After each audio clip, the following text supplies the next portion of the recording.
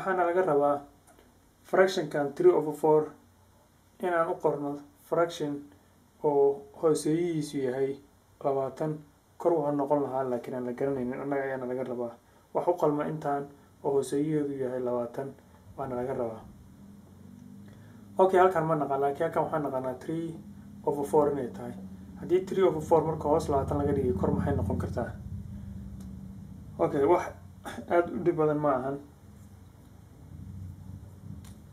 haddii number lagu dhufto 4 na siin kara number 20 muxuu yahay? numberka marka lagu dhufto 4 na siin kara 20 waa iska simple. haddii 4 aan ku dhufano 5 waxay la mid noqonaysaa 20. sidaa darteed maadaama halkan ay 20 tahay xisaabta la rabo inay kan la mid noqoto korna waa inaan ku dhufano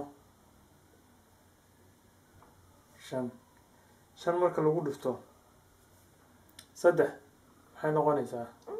waa 15.